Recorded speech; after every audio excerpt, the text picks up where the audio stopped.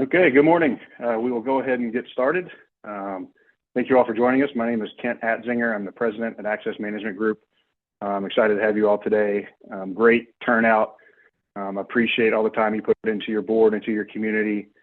I know that 10:30 on a Wednesday morning can be difficult. Have busy schedules. It's tough to balance out whether we should do during work time, during family time, but it's exciting to see how many people have attended. As the email stated, we are going to record it, so it's going to be sent to all board members following the webinar. So everyone will have a chance to review it.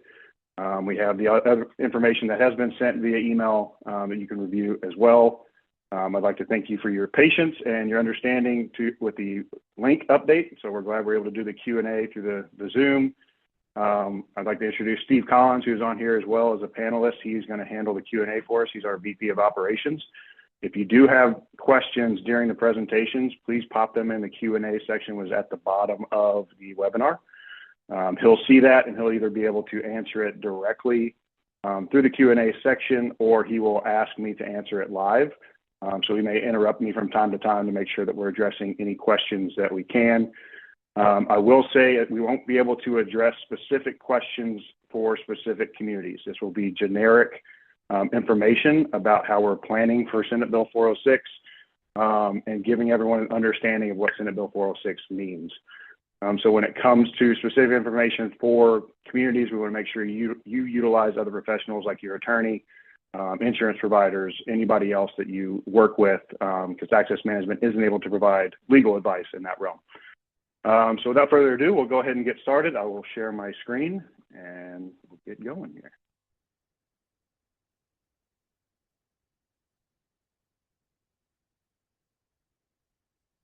Okay, so Senate Bill 406, what HOA boards need to know and how we are preparing. Again, thank you for joining. This is probably the most significant HOA legislation, at least that I've seen in the 20 years I've been in the industry. So it is a significant impact, but I want you all to have peace of mind that we're going to be ready for it. We want to make it to where you spend the least amount of time as possible having to make these adjustments. We understand you're volunteers and we are here for you.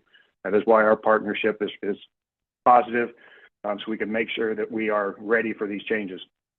So to start, let's talk about what 406 is intended to do. Why was it put in place? Well, senators, House of Representative members were getting bombarded by homeowners across the state. And they were saying, I'm getting fined, I'm getting hit with late fees, and there were all these horror stories left and right. Whether they were true or not, we don't know. We don't know the whole backstory of every single story, but what we do know is that there was a lot of people basically claiming that there were HOAs being corrupt or not handled in an ethical way. So legislators took it upon themselves to say, we need to do something about this. Now, to be completely honest, there are some bad actors out there. We have seen them. Unfortunately, we have worked with them. We have had to end partnerships with some of them. So we want to make sure that we are all on the same page to align with what these legislators are trying to do. The intent makes sense. How they played it out doesn't make as much sense, but we're here to try to make it work for you all.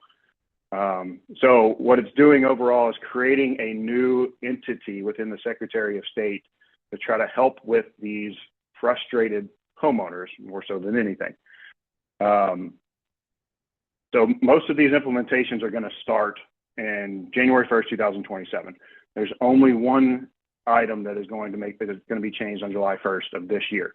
So we're going to go through all of that just to make sure everyone understands what that means. So today's roadmap, we're going to go through this just like that. We had a board member reference guide that we sent out, so it's in that same order. So we're going to talk about the Secretary of State registration, attorney fee notices, homeowner complaint process, payment application changes, foreclosure threshold and timeline, record keeping requirements, and transparency and homeowner rights. So it seems like a lot, but we got this for you, and we're going to walk through this together. So the first one, the Secretary of State registration requirements. This is going to be, like I said, a brand new entity within the Secretary of State, and they don't know yet how they're going to handle it. A little bit backwards if you ask me, but they're putting all this on the Secretary of State to say, it's now your responsibility to handle these things, but we're going to work on staffing after the fact. So we have committees within Community Association Institute. There's a legislative action committee that we have members of Access Management Group that are a part of those committees that are trying to work with the Secretary of State and try to make sure it's set up in a way that makes sense for associations on how this is all going to play out. But as far as the Secretary of State registration, and how Senate Bill 406 words it, it's basically what we have to do now is file additional information than what we have filed in the past. So in years past, we have to do what's called a corporate registration, which we have to tell the Secretary of State who the CEO is of the entity, CFO and Secretary, which is basically President, Vice President, and Secretary is how we do it. So we do that once a year, and we do that whenever there's changes to board members. This is putting that on steroids. It's saying we now have to do an official registration for every association in the state of Georgia with the Secretary of State. And it has to include not just the names of those 3 board members, but it needs to include all the governing documents, banking and financial information.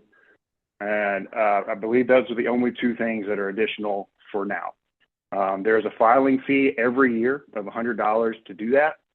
They seem to think that $100 per association is going to be enough to staff this department and the Secretary of State.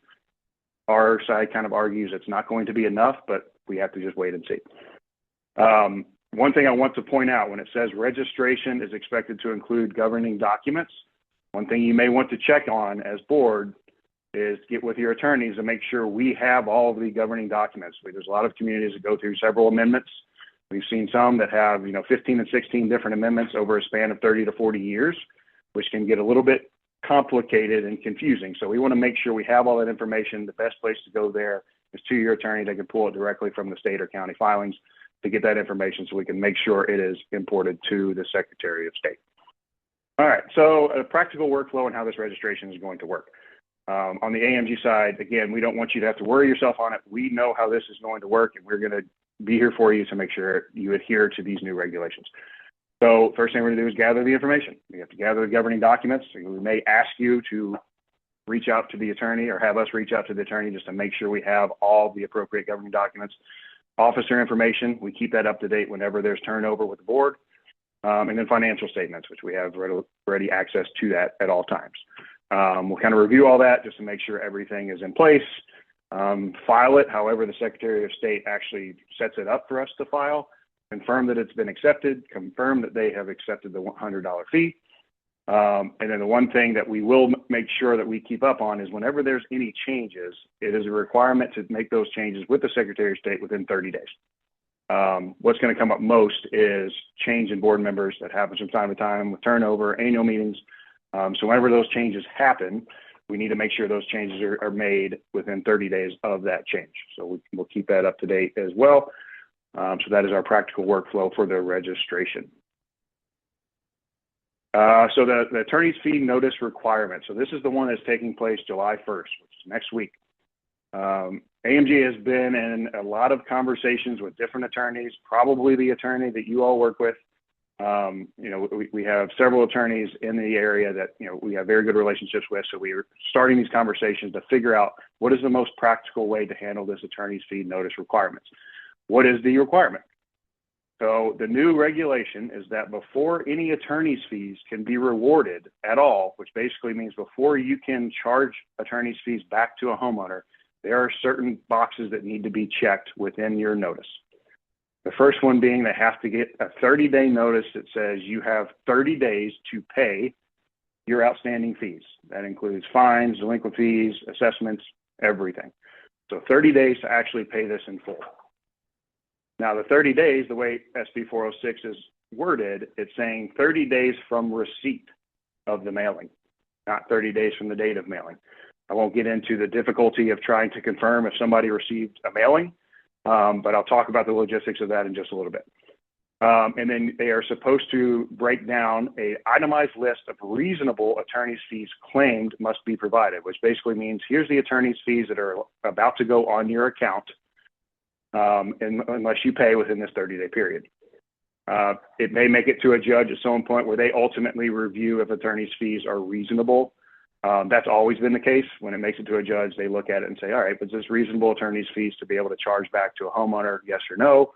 If yes, it stays on there. If not, it just has to be removed from the account. And unfortunately, the association is just out that amount that can't be charged back to the homeowner. So now let's talk about how we're going to implement this. AMG has already created a final letter that will go to homeowners before it gets sent over to your attorney or collections company, whichever you use. So the same would apply to a collections company. Our letter is going to check basically 2 out of the 3 boxes. It is going to say that you must pay your delinquent fees within a 30-day period. It's going to be sent certified mail with a return receipt on it. That is also a requirement. So we're going to be sending this again 30 days and certified mail. And our letter is worded in a way where we are encouraging them to reach out to us to make arrangements for payment. I think you would all agree we don't want to get into the level where a homeowner is with an attorney and got all the attorney's fees, the back and forth. We can't talk to them anymore. They have to go through the attorney. It's frustrating for all parties once the attorneys get involved with trying to collect outstanding assessments. So our letter is worded in a way that strongly encourages them to reach out to us, try to work out arrangements. If they can't pay in full, at least present something, some type of payment plan they may be able to coordinate. We can get with you as a board to say, would you agree to this payment plan? If they stick to it, no attorneys need to be involved, which is, again, always a benefit. So we have a very friendly worded letter. You know, we don't want to anger anybody. They're probably already frustrated in the position that they're in, being late on their assessments. So that letter will go out, basically giving them 30 days certified mail. Now, what it's not able to include is the itemized list of reasonable attorney's fees claimed. We don't have a way of knowing what the attorney's fees are going to charge, at least initially, for their process. So of the attorney's fees that of the attorneys that we talked to, they're all somewhat on the same page to say, we're going to check these boxes as well. It's a better look to say, management companies, you check these 2 boxes, and then we're going to turn around and send our own letter that says, you have 30 days to pay this. Here's our reasonable attorney's fees claim. They're able to put the number on this actual letter, and then they take it from there. The only thing that we need you to be prepared for is the budgeting. So what we're going to see more of is these certified letters. Certified mail is obviously more expensive than regular mail. So, you know, we're talking $20 to $30, something like that for a certified mailing that we're going to have to, that the association's going to have to pay for that final notice before it goes to the attorney. What we don't know for sure yet is how every attorney is going to handle the charging of that initial letter they're sending out. So obviously they're going to charge for the time it takes them to produce that letter, send it to a homeowner, ask them to pay within 30 days. We don't know how attorneys are going to handle that when it comes to potentially billing that back to a homeowner, or if they even could. Again, with the intent of this bill, anything that negatively affects the homeowner it flies in the face of what the legislators are trying to do. So it is likely that associations may have to cover the cost of that initial letter from the attorneys as well. We don't know. We'll keep you updated on that, and you can have side conversations with your own attorney if you'd like to just get a better understanding of what they're working to do there. But we are already prepared on our end to have this letter start going out effective July 1st, which is, you know, is next week. Do you have any questions you want me to address on that? No. Good. All right. The homeowner complaint process. I think this was the crux of what these legislators really wanted. A place for homeowners to go when they're unhappy. Now, we know that almost every set of governing documents has wording that says, all right, homeowner, if you have a dispute, here's your process to handle the dispute. For those of you who do have to send violation letters and getting to the finding process, you're probably familiar with they have a right to a hearing when it comes to the fines and things like that. So there are ways that they can discuss with the board and the community to say, I have a dispute, how can I address this? Well, not all of them are aware of that. Instead, they have gone to their legislators, and the legislators, again, are saying, we need to do something about this. And we don't necessarily disagree with that. We don't like that ultimately their only way to handle it, if there is a disagreement, is to get attorney's fees. And that's both sides. Either association has to hire an attorney or a homeowner has to hire an attorney. And again, that just gets expensive convoluted, and nobody wants it to get to that point. So that's what the legislators are trying to avoid by creating this process within the Secretary of State. So this gives the homeowner an option to say, I have a dispute with my homeowners association. I'd like to file a complaint. So this is that breakdown. They file a complaint. Somebody within the Secretary of State gets appointed to hear that complaint. They're going to have a time frame to actually do an investigation. That was one of our initial concerns. Again, if they staff it with 1 or 2 people, we don't think that's going to be enough across the state to do these reviews. We've all been in the situation where somebody is unhappy with this scenario. It's an unfortunate situation that they're unhappy, but the governing documents are clearly stating how this is to be addressed, and there's nothing else we can do for them. So there's going to be unjustified complaints going to the Secretary of State. So we think the volume is going to be pretty high, but we'll have to see how that goes. The number 3 there, the possible stay. What that means is if, say, it's a dispute over fines, that means the fines have to stop as of the time they make the complaint. Everything has to stop based on what they're complaining about, right? So once we get notified, and again, we don't know how that process is going to work just yet, but once we get notified that somebody has filed a complaint, we'll have to go into our system and stop the fines or other fees or whatever their dispute is until that complaint is fully investigated.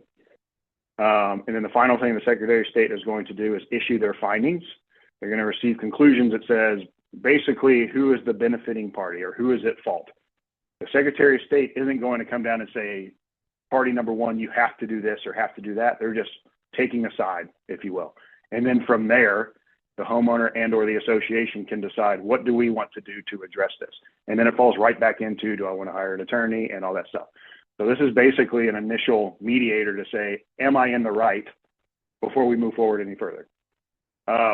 Now, one thing I want to point out, it does say homeowner complaint process, but nothing in the bill states that an association can't do the same thing.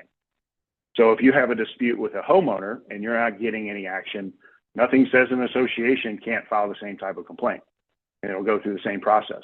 So we may utilize that as we learn more about it. It could be a suggestion we would make if we're just at an impasse with a homeowner.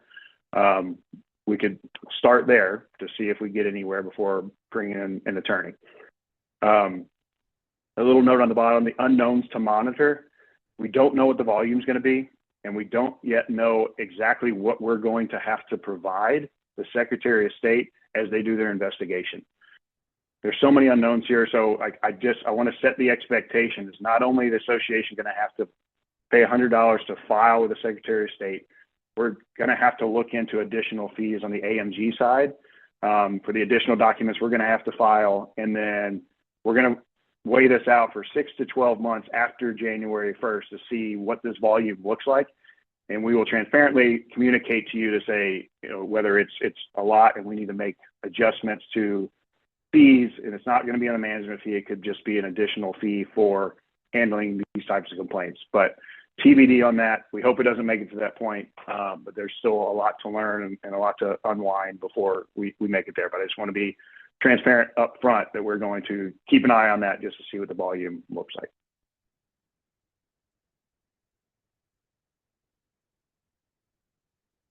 All right, so complaint process, just another overview of what we should expect. Again, leave this all to us. We'll be handling the complaint process. We'll be handling the communication with the Secretary of State. If you need to be brought in, we will let you know. We'll make sure that we have everything we need on file to provide the Secretary of State to help the case of the association. But some of the things we need to make sure we have are these things listed here. So governing documents, obviously, homeowner ledgers, notices for compliance, any photos we have, any board decisions that were made in a meeting, which means we need meeting minutes, any other documentation that may come up based on those disputes. So again, we'll work with you on that. Hopefully we can handle this without your involvement. That's the most ideal, but if we need to ask you for certain things, you may be pulled in to some of these investigations. Steve, any questions? There's a couple out here which we may not know. Will the complaint protocol affect fees that were due before January 1st, 2027? as in if the household owes $5,000 December 31st, with starting a complaint on January 1st frees that owed balance? I'll give you, it depends. And that's what a lot of attorneys say. From what attorneys have told us and their interpretation, that is more of a legal question that you can, if you want to ask your own attorney, you're welcome to. But from the attorneys we have talked to, they interpret it as it wouldn't go backwards. It's basically starting January 1st when those complaints are able to be filed, is what come up since January 1st. Don't know for sure if that's going to be the case, and that's just how it's being interpreted by attorneys. As we learn more, and if we do have more people working with the Secretary of State to develop this, hopefully we have an impact on how it's developed. We'll be able to let you know if that exactly how that's going to play out. So there will be future communication on this as we learn more. But right now the answer is, unfortunately, I don't know, but it seems to be interpreted as January 1st going forward. Okay, and here's another one. And, you know, several of these questions are going to be kind of legal in nature. So, you know, some of our responses are going to probably be deferring to your legal counsel for further guidance. And as this kind of, you know, elaborates more as this process begins, we'll probably know a little bit more in that regard. And so here's kind of another one. Is there a catch-up provision for when the stay is in effect? In other words, can that period for which there is a stay be recovered by the HOA?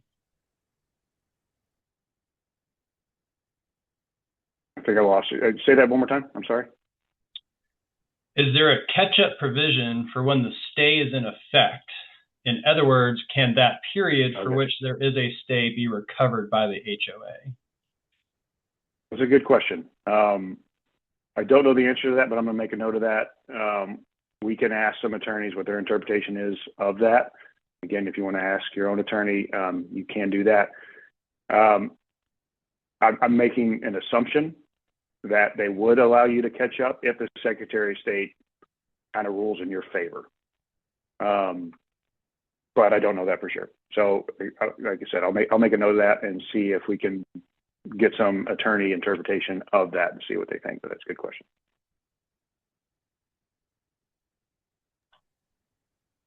All right. Probably move on. Okay. So going back to the intent of this bill when it comes to the complaint process, I just want to make a recommendation to board members and our staff as well. When it comes to the biggest thing is the violations. That's where all the homeowners are generally complaining about. The violations, the fines, they're claiming they're not being notified, communicated with. Again, whether that's true or not, we don't know. But we want to encourage everyone to be consistent with your compliance policy.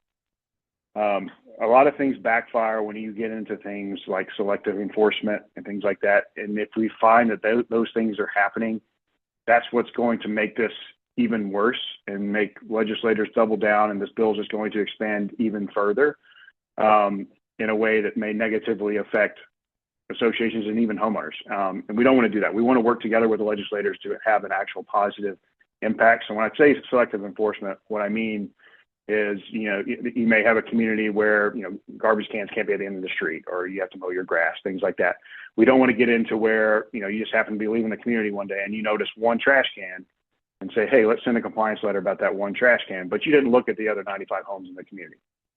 When we're sending violations, we want to make sure we're consistent in how we look at it. So we're not just looking at one home, we're always looking at the entire community, which is why it's so important for us in most of our contracts to do our community inspections, to have a first eye look of what's going on in the entire community, unbiased, and say, these are the letters we need to send. So just be careful when you're sending those one-off letters to individuals when others may be in the same boat when it comes to compliance. So that's just one of the things that generated part of this bill. All right, so the next thing is payment application changes. Again, we have you covered on this one. This is a pretty easy change for us. However, what you're going to see is delinquent accounts sitting on your delinquency report for longer periods of time. And the reason for that is most governing documents have a payment application set up that is opposite of this. And what this means is if somebody makes a payment that doesn't pay their balance in full, there's a hierarchy of what that payment gets applied to. Most governing documents will say it will get applied to other fees and fines first, which would include delinquency fees, late fees, violation fines, things like that. Then it goes to specific assessments. Those specific assessments are things that we've billed to the homeowner based on something that they did, their conduct. You don't see that come up too often, but it does come up a little bit. So next is specific assessments, then special assessments for anybody who has to have a special assessment for a certain reason, and then your regular assessments. And it's set up that way for a reason, I believe. It is for the encouragement to get homeowners to pay. So if somebody pays a partial dollar amount and the only thing left is regular assessments, you can continue to charge a late fee or interest, whatever your governing documents allow, and send them a late notice for that. Well, you can't charge late fees on other fees. So if the only thing that's left is other fees and fines, you cannot apply late fees anymore. So this is reversing that flow. So if somebody makes a partial payment, and the only thing left is fines, no late fees can be applied. So it really takes away the somewhat of incentive to pay, because they would be getting a late fee in some cases every month. But I need to do something about this. I need to reach out to the management company and figure out how I can get this to stop. That's what we want to happen. But in this case, it overrides the governing documents and says, we're going to do this the other way around. So our accounting team can set this up. It's a pretty easy flow for us to do it. But just be aware that you may be seeing larger dollar amounts on your delinquency list, and amounts sitting there for longer. So what we're going to encourage as we get there is to encourage that communication with the homeowners. Like we said, in our final letter before it goes to an attorney, we encourage the communication. We encourage communication in our compliance letters. Anything we can do to be proactive as an association is what looks good to these legislators. Like, what can we do to say, we care about you, homeowner, because we do. We care about you, homeowner. How can we help you address your compliance issues so the fines can stop and we can work on getting you caught up? So we want to have that human-to-human interaction to keep it from getting out of hand and seeing these large thousands of dollars worth of fines on delinquency reports and just having it sit there for a long period of time. So we need to start talking about ways of getting creative to have those conversations with homeowners to figure that out. This one was somewhat interesting because every attorney that we talked to during this process said they can argue that this is unconstitutional. The governing documents is a legal contract that everyone agrees to when they move into their community. And attorneys say this could be construed as unconstitutional because it is going against that legal contract. And they all talked to each other. All the big attorneys in the area had a conversation to say, like, is it worth potentially fighting this? Their ultimate decision was it wasn't. Could we see a potential lawsuit for that reason? Maybe. A homeowners association may decide to do that if they think that's best for their community. But I just thought it was important to make that known that this is going directly against a legal contract, which is the governing documents for the community. All right. Any questions on that, Steve? No. All right. Foreclosure threshold and timeline changes. This is more of an FYI for you. Some of you may know about this, and this only applies to property owners associations and condos. So property owners associations are under the POA Act, and condos are under the Georgia Condo Act. General HOAs, they've never been able to foreclose, and that is still the case. But the way this has changed for POAs and condos is that there's a new foreclosure threshold. Right now, the threshold is just $2,000, and it doesn't matter what the $2,000 is made up of. If you owe more than $2,000, you can legally foreclose on that home as an association. Now, a lot of homeowners, and I understand the argument, they go to these legislators and they say, don't you think it's ridiculous that I could lose my home to a homeowner association for only $2,000? Possibly, but we don't know the scenario. We don't know the context. It could be the case where they have just not been in compliance and their grass is over their roof, and we have to do something about it. And we're kind of limited in the governing documents. This has been a tool that we don't want to utilize, but it's a tool to help get compliance. So this change is actually bumping up the minimum amount to $4,000 or 12 months of regular assessments, but that 12 months can't be less than $2,000. And the way the attorneys have interpreted it for us is that 12 months means like one annual assessment if you charge annually. So a lot of our condos, they charge monthly. That makes sense, 12 months.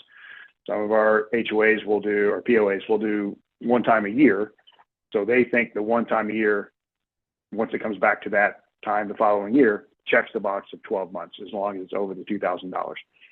Now, the big exclusion that they've added is that the makeup of the $4,000 or the $2,000, if it's 12 months or more, can only be regular assessments.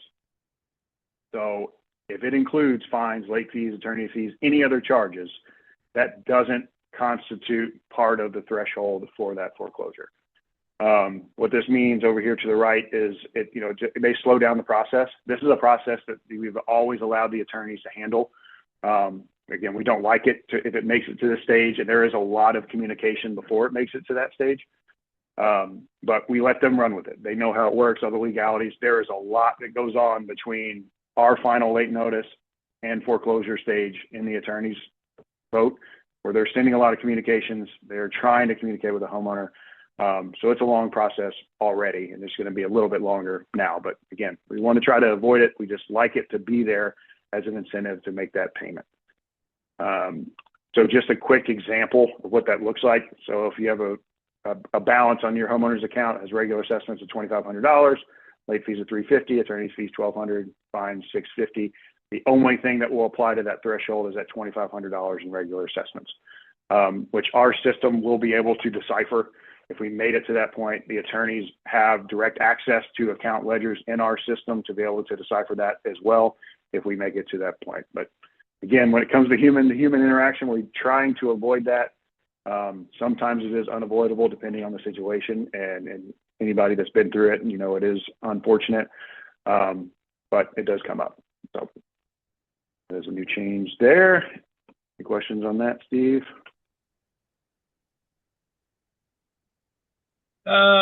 One in general, it's kind of on the old foreclosure amount. So if your association fees are $500 annually, you would have to wait 4 years to foreclose if that was a choice, which equates to $2,000. Yep, that is correct. It needs to make it to $2,000. But if you charge $2,000 a year and they haven't paid in that full year, you've already hit that threshold. But yeah, in your example, if it's $500 a year, you're going to have to wait 4 years before you can foreclose if you want to go that route. At $2,000? $2,000, because we've gone over the 12-month threshold and the $2,000.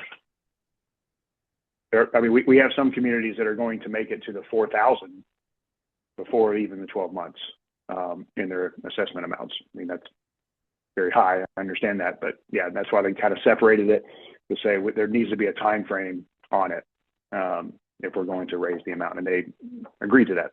So they kept 2,000 as long as you hit that 12-month threshold.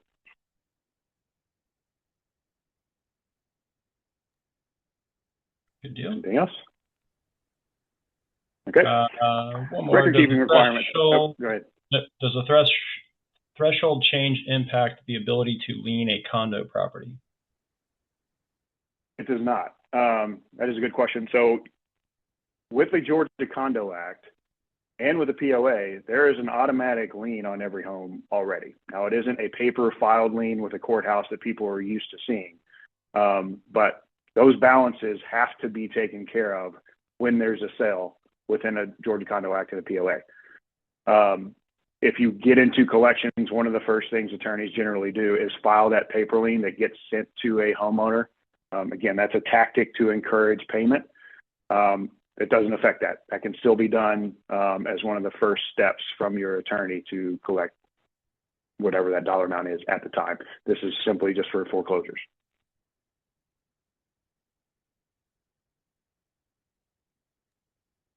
Okay, and then just maybe one more clarifying thing. Is the foreclosure amount going to be increased to $4,000? There's a little confusion on the $4,000 versus $2,000.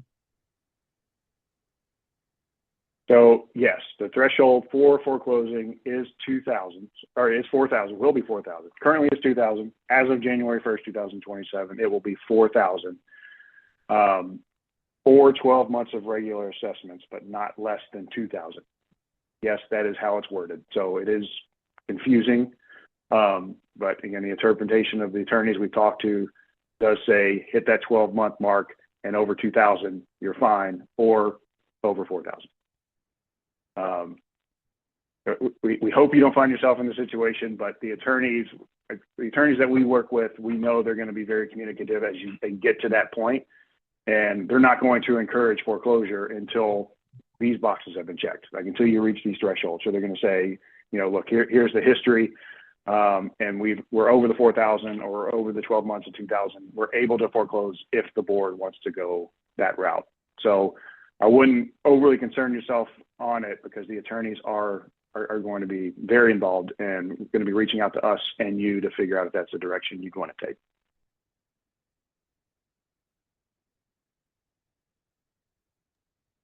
Thank you. Okay. And then record keeping requirements. Again, this is one that we got taken care of for you already. They are just requiring associations to hold on and retain records for at least 10 years. Now that can't go backwards. So that starts as of January 1st, 2027.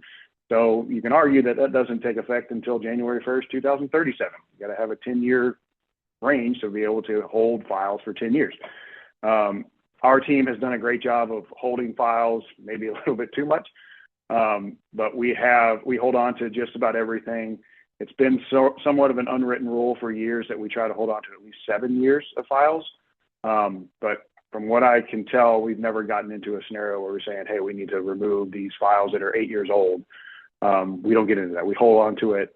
Pretty easy to file electronically these days. So we have all that.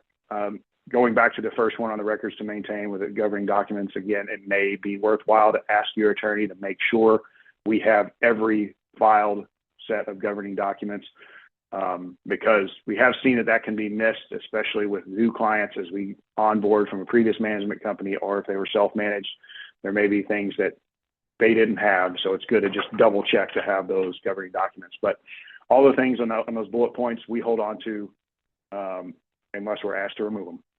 So we got you covered on that. Don't worry about the retaining of records. So if that does come up, we'll have it. All right. Transparency and homeowner rights. This kind of falls back again into the intent of the legislators in creating this bill. They want more transparency for homeowners. Some of the complaints they were getting is homeowners, I don't know what's going on in my association. They just have these meetings behind closed doors. Nobody's invited. And the next thing you know, I get a letter that tells me I have to do this or I can't do that. So the transparency was big for these legislators, and the first one there being records access. They want homeowners to have access to records, to financial records, to certain documents that are being filed on behalf of the association. Hard to argue that case because they are a member of the association. They should have a right to see certain things. Now, they're not going to be able to see delinquency lists for homeowners. They're not going to be able to see compliance logs for other homeowners, nothing that is specific to other homeowners. But when it comes to general information, financial records, just your balance sheet, income statement, just a general, where's the money going? How much money do we have? All of the governing documents, your budgets, your insurance policies, these are things that they should have rights to see. And generally speaking, all those things are already on their online portal through AMG's website to see these things. So when our team gets a request, hey, can I see certain information? They direct them to a portal and they provide it to them as well to say, here you go, just so you know it's on the portal. So this is just another thing that we have covered for you. It's out there. If somebody does make a request to see something that generally homeowners don't see, we'll probably be bringing you in and maybe even the attorney to say, do they have a right to see it? But the first question that all communities and boards should ask is, should we just allow it anyways? And that goes back to the real transparency and that human-to-human interaction. Is there a reason to hold on to it? Is it beneficial to the entire community to not show this homeowner whatever they're asking for? So that's something to think through. when those questions do come up. So some of the other examples, you got the meeting notices, that comes up from time to time. Say, hey, prove to me that you sent this notice correctly per the bylaws. Okay, here's the notice. And then, you get the homeowner's rights. They've always had common area access, things like that. Governing documents do allow to shut off governing or common area access in some cases. A lot of times you see it with amenities, with pools. Some of you may do that if they are delinquent. Just make sure, we're dotting every I and crossing every T before we get to that point. Because if we're not transparent about why that access has been cut off, they're likely going to go to the Secretary of State, and then the Secretary of State's going to investigate everything the association did to see if they were transparent before that decision was made. And it all boils down to board accountability, always trying to act in good faith as a board, making sure you're making the decisions for what's best for the association. It should never be a personal decision. We appreciate all the time you put in as a volunteer, but we have to understand you're working as a group, and you have to be a unified front as a group with the entire board. Sometimes you're going to disagree. That's productive to disagree. You can have those conversations, but ultimately when there's a vote, majority of the vote says we're going to go this way. And then we have to have a unified front to say the board is going to communicate that way. And that holds you accountable to say, this is what we decided as a board. And that's what we're going to disclose and communicate to our homeowners. So yeah, board accountability is a big one. If you need some more information on board accountability and the duties of your role as board members, reach out to your manager. We have a lot of information we can provide that shows, the ethics and the duties along with every single role with HOA board members. All right. Any questions there, Steve? Nope. Okay. All right, so we're about to wrap up here. So what should boards be thinking about now? All the things that we've gone over. One of the things you should really look at is maybe collections policies. If you have a collections policy, review it just to make sure it makes sense with your governing documents. Does it make sense with everything that we went over today? And it would probably be good to have your collections policy reviewed or drafted by your attorney. They have the legal mind. They are able to go through SB 406, your governing documents. If you're a POA, if you're under the Georgia Condo Act, all of those things that these communities have to adhere to and say, this is the best possible collection policy that you can produce. And we want to make sure that the homeowners are aware of it so that there isn't any confusion when you're trying to collect. And a homeowner can't come back and say there wasn't transparency. The board never said that they were going to collect this way. And I don't see that what gives them the right to do that. So a collection policy does really go a long way to advertise to homeowners, say, look, when you don't pay, here's what's likely going to happen. Is your officer information accurate and easy to confirm? We got you covered on that. As long as we are aware of officer changes, if you have annual meetings or certain meetings, if we're not contracted to be at that meeting, just make sure we get informed of any officer change. We can take that, put it in our system, turn around and make sure the Secretary of State is properly updated. If we're a part of that meeting, we'll make sure it gets done. If we're not, please, please, please communicate to us so that we can keep it updated. Because if there's anything that the Secretary of State sees was not filed properly, it goes back on the association. And they have a way that we don't know exactly how they're going to enforce that, but it looks like they're going to be able to stop certain things that the association can do, up to potentially stopping the collection of assessments. So we don't want to put you in that scenario where the Secretary of State can review and say, oh, well, you didn't provide financials, or your officer information isn't up to date. So we're going to investigate this. And now that we've investigated it, it looks like you've been corrupt for the last 3 years. Now you can't collect assessments. Imagine what that would do to the association. You can no longer collect assessments and dues. So we just got to make sure we keep that information up to date and you're communicating with us for anything that we're not directly involved in. Financial records, organized and current, got you covered on that. So we have all the financial information that we can provide to the Secretary of State. The biggest thing for boards to think about now and leading to 2027 is the budget. So when we talk about the 2027 budget, and we're getting there, we start talking about budgets in July. So you're going to be hearing from your manager pretty soon about the budget for 2027. So we have to factor in the registration fee. It's $100 Secretary of State. We'll keep you informed if there's any additional amount that we'd have to charge for the services we're doing. Right now, I believe it's $45 a year for the corporate registration updates, just for the board member information. I don't foresee it being too much more than that, but we'll have to look at the logistics of everything that we'd have to gather and provide.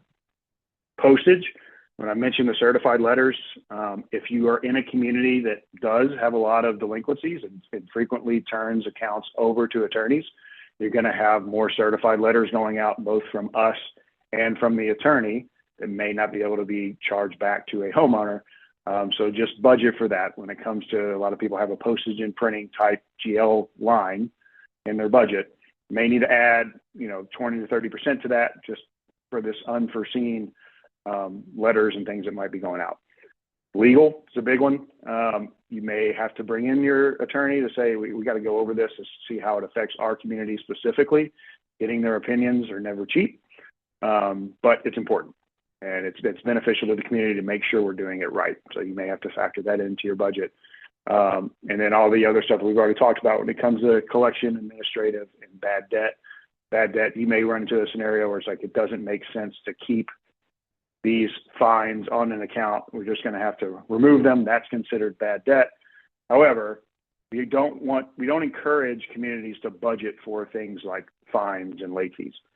That shouldn't be relied upon as income, because what that tells your homeowners is that we are expecting you to be late and we're expecting you to be in violation. We don't want to set that expectation. So if you can avoid it, try to avoid budgeting for things like fines and late fees. It's just kind of a bad look for homeowners. And then the last point there, if there are any community specific questions that you have, please address that to your association attorney. You can go through your manager to do that. We're happy to help you. Anything we can address without the attorney involvement, we will absolutely do so. But we'll let you know if we need to bring in counsel to help with any community specific questions. I will ask for your patience through this. We're learning a lot. Your managers are going to be getting a lot of questions, both from the board members that they work with, from the homeowners. A lot of people know about this. So there's a lot going on, and we're constantly training our entire staff to understand what this is as well. So there's a lot to this SB 406 on top of the very busy jobs that they're doing all day, every day already. So please be patient with some of these questions. We're going to work with you. We're going to make sure we get some answers for you, but I just wanted to bring that up.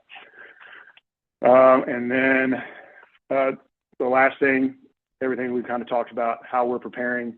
Again, don't stress about it. We got you covered. If you do have questions, general questions, let us know. We are updating all of our collection workflows. We're updating the notices. So we're talking to the attorneys to make sure our letters for delinquencies are going out properly before it makes it over to them. We're working on how to register and track the procedures for the Secretary of State as that unfolds. We'll learn more and more as time goes on.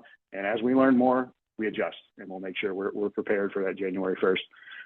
Payment applications, like we talked about, we can do that in our system before January 1st. And then just preparing all of these complaints that will potentially make it to us, either first or through the Secretary of State, how we document it, how we hold on to those procedures, how we make sure we properly communicate with the Secretary of State. We got to set up our own standard operating procedures for that, which we are preparing to do. Record retention, we got covered for you already. And then our checklist, staff training materials, and things like that we're going to develop over the next 5 to 6 months. And as I stated, there'll be additional communication going out to all of you and all of our board partners as we learn more about SB 406. So keep an eye out. It will likely be coming from legislation@accessngt.com, where this meeting invite came from. We will be encouraging the manager to forward that. We understand sometimes those weird emails go into spam. So we want our managers to forward anything that comes from that email as well, just to make sure you don't miss it. So we'll keep you up to date on everything that's going on. But like I've said many times, we got you covered. We're going to be prepared for you and make sure you are compliant with these new regulations. So on that, any final questions before we wrap up this section? And before I take questions, we do have a second part to this. For anybody who is a condo board member or a townhome board member, we're going to go over the Fannie Mae and Freddie Mac new regulations that are coming our way. So please stay on for that if you fall in one of those board categories. But for now, are there any questions on Senate Bill 406 and how we are preparing for it? Yeah, so there's still a lot of great questions out there. You know, if we can't get to your question here on this webinar presentation, we will have those questions that we can review later and potentially reach out to you to help answer any questions you have, or feel free to reach out to your property manager with those questions, and we can all collaborate together to give you a response. A couple little closing ones. One that's come up a couple times. We have any pros and cons on whether or not the association opts to register for this or not? To not register, I mean, it's worded as a requirement, but I guess it can be interpreted as not being a requirement. So it's hard to answer. That is more of an attorney question. I just don't know what the Secretary of State can or would do if you didn't register. We anticipated, as we were in a lot of conversations with several legislators during this, like we anticipated there being people or communities not registering, even if it was required for everyone, because there are like a lot of small communities out there in the entire state of Georgia, and they don't have management companies, they don't have anybody keeping up with this, and they may not even heard of Senate Bill 406. So you're going to have a lot that don't do it. I don't know what the repercussions of that are going to be. I think for, it call it $300 or $400 at most for the full registration. I think it's worth complying with it versus risking what they might do if they find out that you didn't file. Now, do they have a list of all homeowner associations across the state? I don't know. If they do, I don't know where they would have gotten it. So that's an attorney question to see if the strategy makes sense for you. Thank you. One in general about, a records review request by homeowners. Would there be anything put in the portal for them to look up the information themselves, or would they have to request it to receive? And if the latter, would we provide our boards any sort of list of what they should be able to view and what they may not be able to view still? Yeah, that's a good question. I mean, generally speaking, for all of our communities, we have in the document section of their portal everything they should be able to see. And the board has access to that too. And Steve, I believe the board can see whether it's a board document or a homeowner document. I don't know that for sure, but I mean, if you want to go through your documents and look to see if there's anything else you want to share or not share, your governing documents really kind of spell out what homeowners have a right to see. But I think I'd be a little bit more liberal with that and just say, if there's no reason for them not to see it, go ahead and put it out there. And that's kind of what our default is. Like sometimes we won't share the entire insurance policy, and maybe just a certificate of insurance, but it can easily be argued there's no reason not to share the entire insurance policy. It's better for them to have that so they can understand what insurance they may need to have that lines up with the association and things like that. So I know it's not really an answer to your question, but I would default to providing them with as much as possible in our portal that doesn't give them information about other homeowners. So like I said, insurance policies, minutes, meeting notices, make sure it's approved minutes. I have a chance for the board to approve it, then you post them.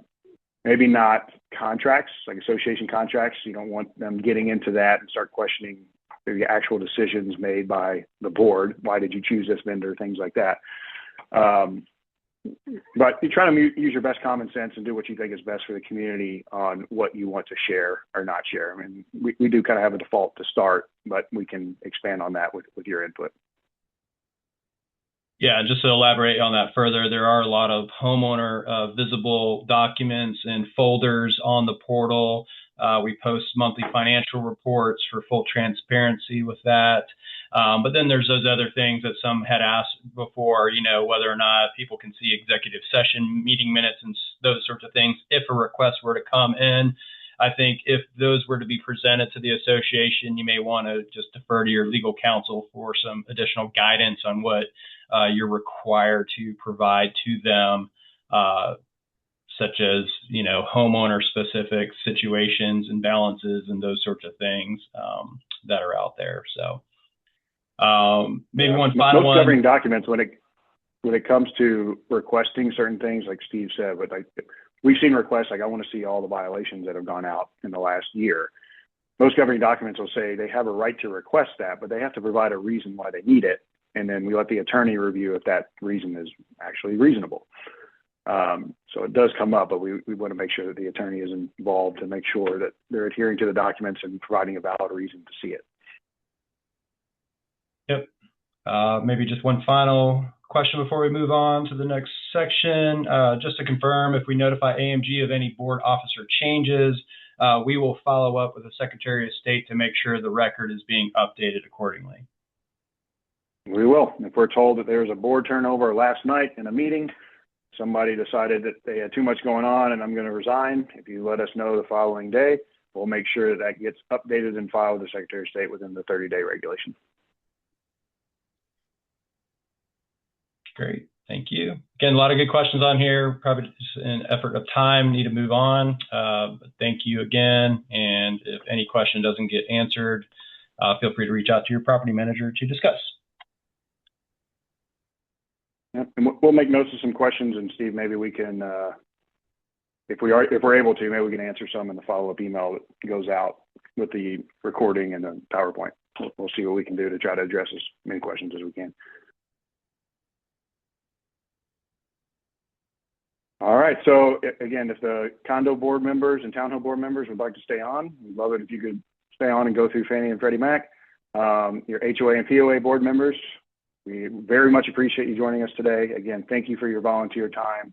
It means a lot to the community. It means a lot to us that you partner with us. Feel free to reach out for anything that you need. We will let you go.